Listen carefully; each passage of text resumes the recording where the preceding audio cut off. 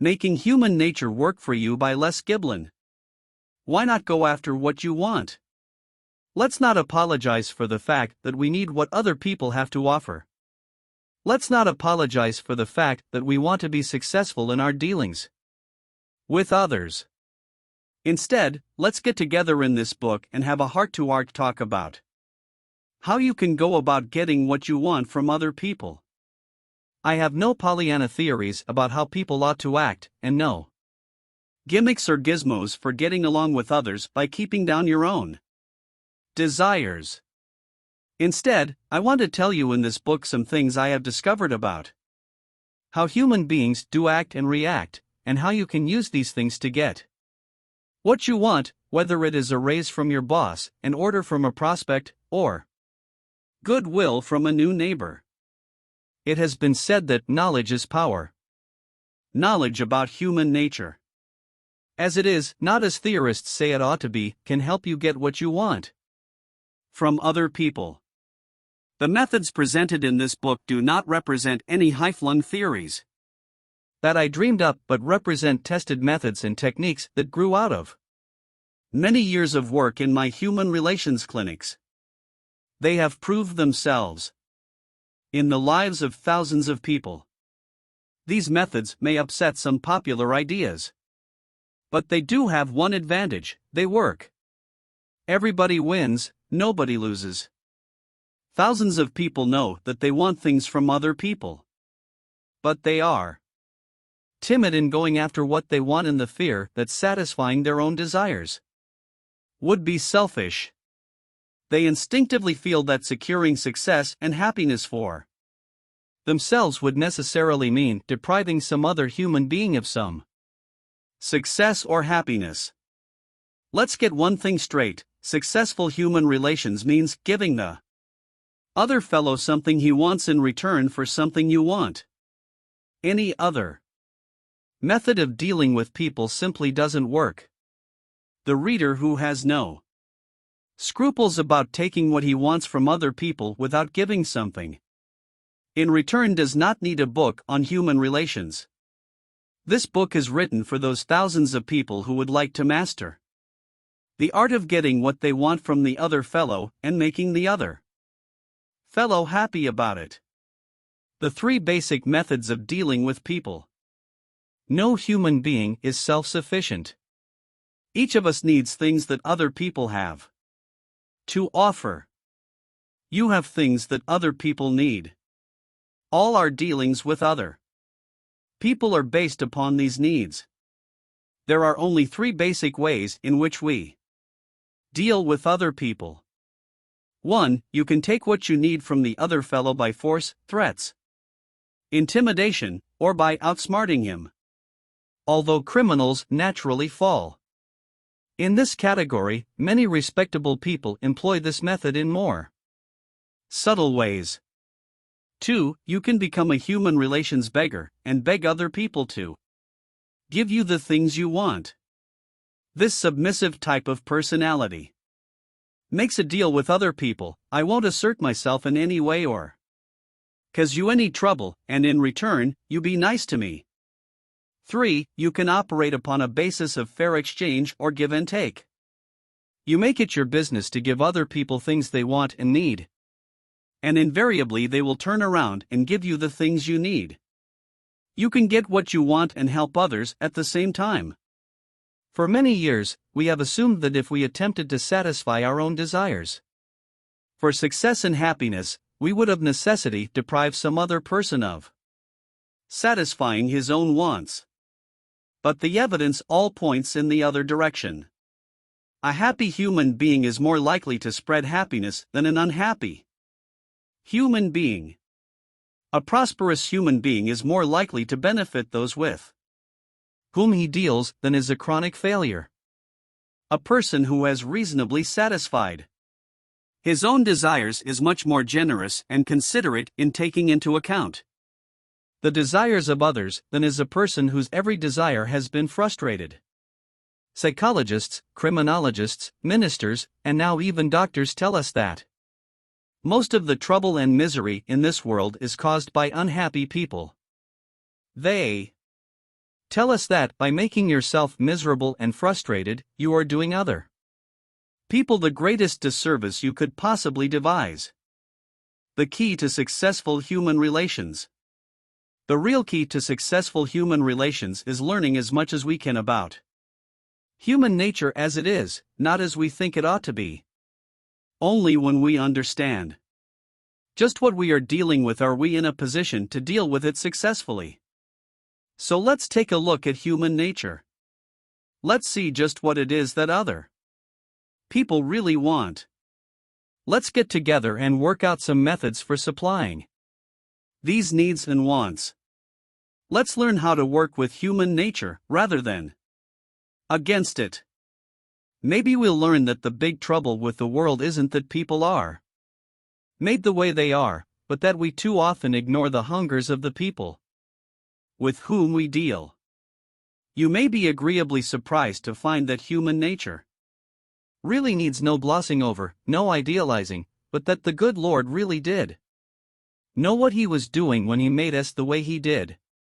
Whenever I hear somebody knocking human nature and blaming his troubles on the fact that the human race is so cussed, I am reminded of something that Harry Metelsky, director of personnel for Wolf and Dessauer, Fort Wayne, Indiana, once said. Les, he remarked, have you ever noticed that a mediocre typist is very likely to express dissatisfaction with the typewriter? And that a poor golfer is always blaming a poor shot on his sorry golf clubs? You'll also find that people with little skill in human relations are the ones who are always cussing human nature and blaming all their troubles on the fact that other people are so ordinary.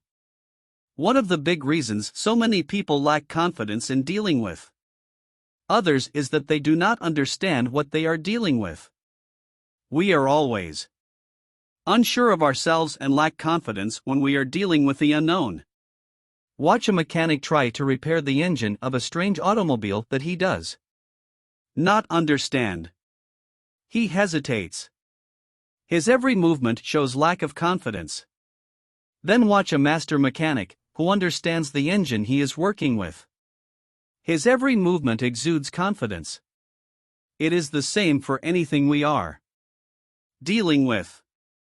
The more we know about it, the more confidence we will have in dealing with it.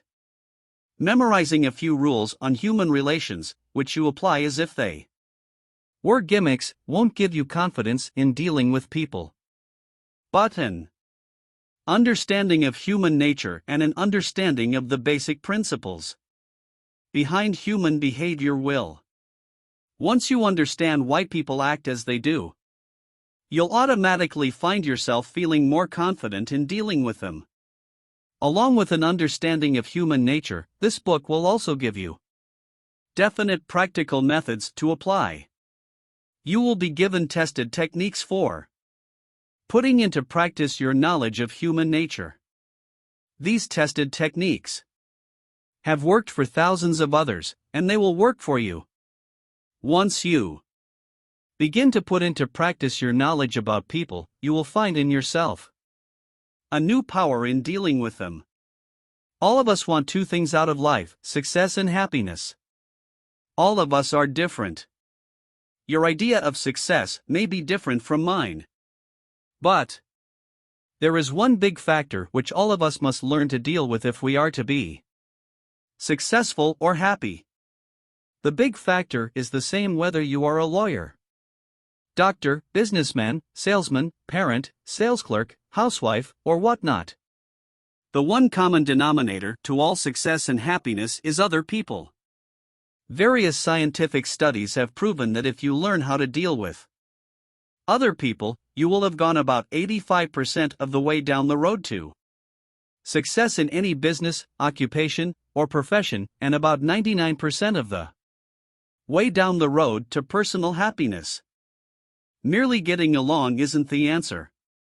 Merely learning how to get along with people is no guarantee of either success or happiness. The Casper milquetoasts in life have learned a way to get along with people to avoid trouble. The timid, retiring, doormat type of person has learned one way to get along with people, i.e., to simply let them walk over him. On the other extreme, the tyrannical, dictator-like type of person also has worked out a way to get along with people. He simply beats down all opposition, makes a doormat of them, and proceeds to walk over them.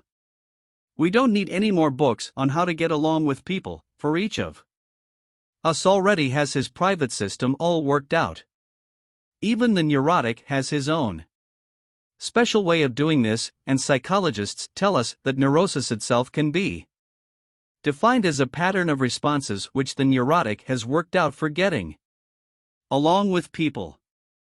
What counts is a way to get along with people, or deal with people, that will bring us personal satisfaction and at the same time not trample on the egos of those we deal with.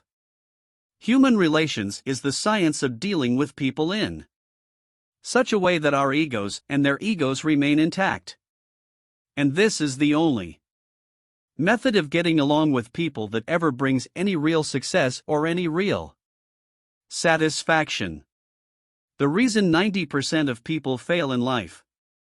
The Carnegie Institute of Technology analyzed the records of 10,000 persons and arrived at the conclusion that 15% of success is due to technical training, to brains and skill on the job, and 85% of success is due to personality factors, to the ability to deal with people successfully.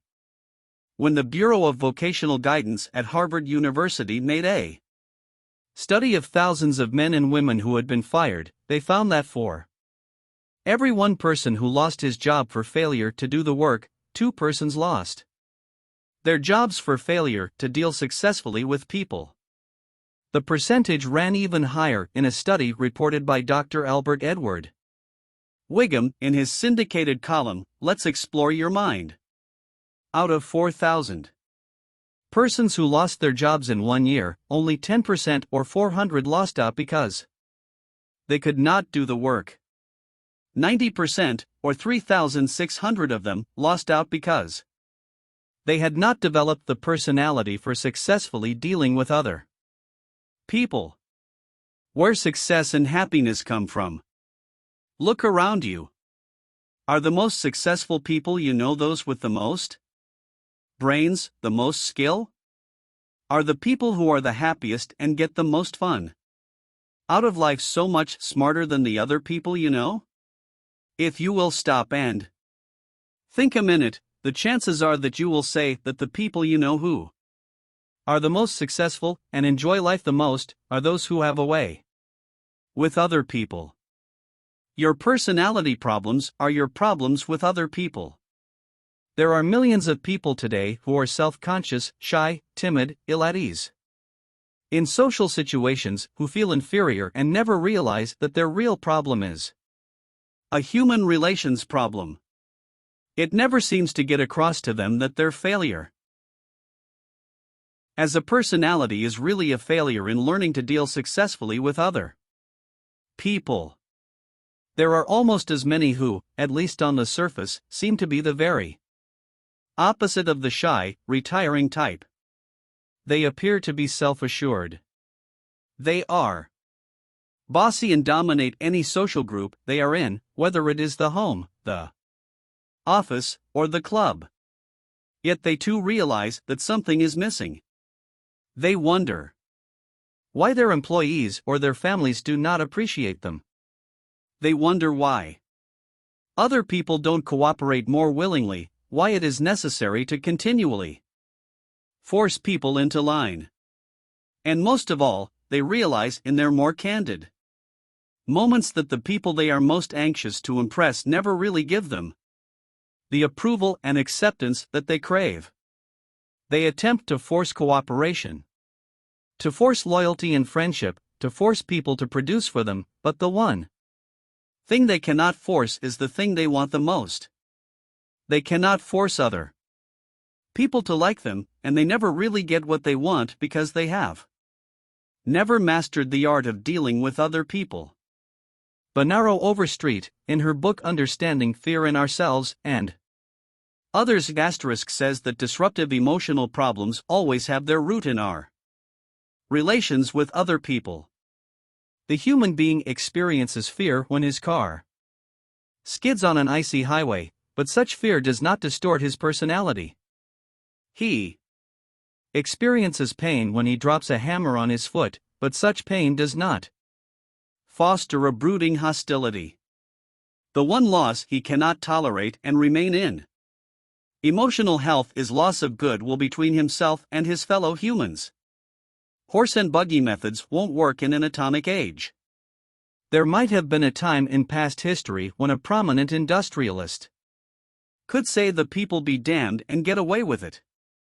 Even as recently as World War II, when consumer goods were scarce, salesmen, sales clerks, and businessmen could get by with a similar attitude. Back before the emancipation of women, human relations in the home were also a simple matter. The husband and father simply played the role of lord and master. If he brought it off, there was little trouble, at least on the surface. But times have changed, and people who are living in the past and trying to make horse and buggy methods work in an atomic age are being left by the wayside, far behind some jet-powered expert in modern-day human relations.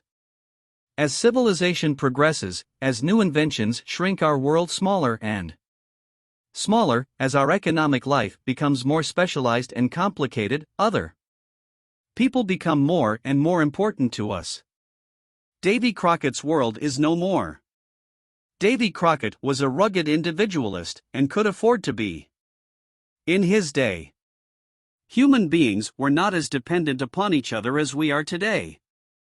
Whether he had a bear steak or warmed over rabbit stew for supper depended largely upon his own inclination and the sharpness of his shooting eye. But whether Mrs. Giblin enjoys a choice cut of grade A steak or not may very well depend upon her human relations with the corner butcher and whether or not her husband has had any success in dealing with people during the past week. Davy Crockett's skill in handling Old Betsy was almost all that he needed. But even technical skill in our modern world takes a back seat to skill in dealing with people. Let me give you a couple of examples. Human engineering is more important than technical knowledge. If there is one profession today that would seem to be entirely a matter of technical skill, it is surely engineering. Yet Purdue University kept careful records of its engineering graduates over a period of slightly more than 5 years. The earnings of those who made the very highest marks in school, those who appeared to have really mastered all the technical details and to have had the brains to master their profession, were compared with the earnings of those who made the lowest marks. There was barely $200 per year difference. But when the earnings of those graduates who had demonstrated a marked ability to deal with others in social situations were compared, it was found that they averaged about 15% more than of those in the smart group, and about 33% more than of those with low personality ratings. It is ironic that today many people are very much interested in improving their personalities, but show little or no interest in human relations techniques.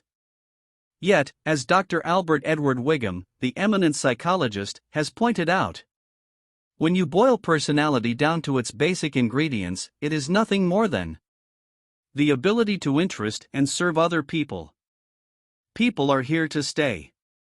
Whether we like it or not, people are here to stay. In our modern world, we simply cannot achieve any success or happiness without taking other people into account. The doctor, the lawyer, the salesman who enjoys the most success is not necessarily the man who is the most intelligent or the most skillful in the mechanics of his job. The salesgirl who sells the most goods and has more fun doing it is not necessarily the most beautiful or the brainiest. The husband and wife who are the happiest are not the ones with the prettiest faces or the most He-Man physiques. Look for a success in any line and you will find a man or woman who has mastered the knack of dealing with people, the person who has a way with others. Tested methods for getting what you want. To me, this business of how to deal with people successfully has always been of tremendous interest. For years I studied the successful men and women I knew, to try to see what made them tick. I also studied men and women who had failed, for the same reason. I read everything I could find on the subject, but I found that most of the books on getting along with others were not based on any accurate studies of how people behave and what people really want. Instead, they consisted of someone's pet ideas of how people should act and what they ought to want.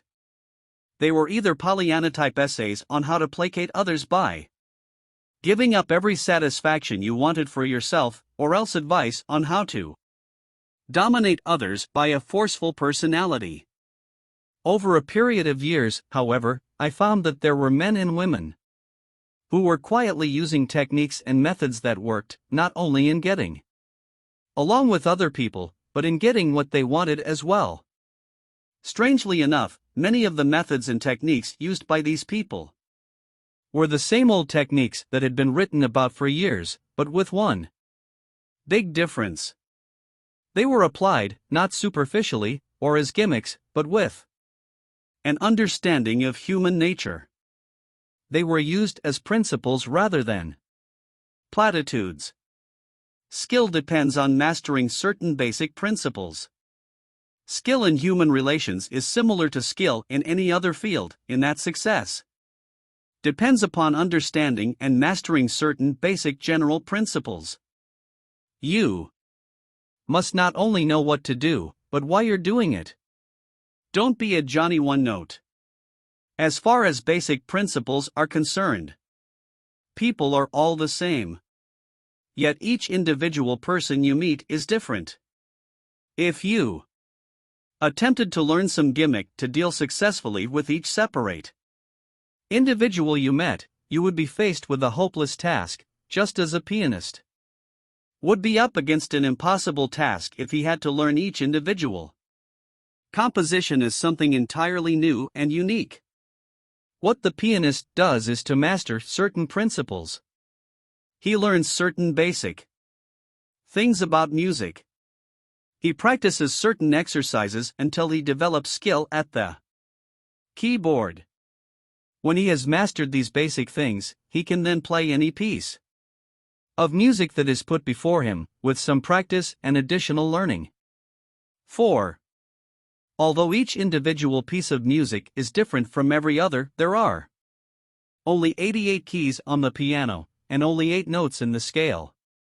Whether you are a pianist or not, you can quickly learn to strike a pretty chord on the piano. With a little more patience, you can learn to strike separately all the separate chords that the concert pianist uses. But this does not make you a pianist. If you tried to give a concert, you would be a flop. Influencing people is an art, not a gimmick. In much the same way, this is what happens when you try to learn a few gimmicks of influencing people and apply them in a superficial, mechanical way. You go through the same motions as the man or woman who has a way with people, but somehow they don't seem to work for you. You hit the same notes, but no music comes out. The purpose of this book is not to teach you a few chords, but to help you master the keyboard, not to teach you a few gimmicks of dealing with people, but to give you know-how based upon an understanding of human nature and why people act the way they do. The methods that are presented in this book have been tested on thousands of people who have attended my human relations clinic. They are not just my pet ideas of how you ought to deal with people, but ideas that have stood the test of how you must deal with people if you want to get along with them and get what you want at the same time. Yes, all of us want success and happiness. But the day is long past, if it ever existed when you could get these two prizes by forcing people to give you what you want. Begging for what you want is no better, for no one has any respect for or any desire to help the person who constantly kowtows and literally goes around with his hand out, begging other people to like him. The one successful way to get the things you want from life is to acquire skill in dealing with people. Thanks for watching. Please subscribe for more content like this.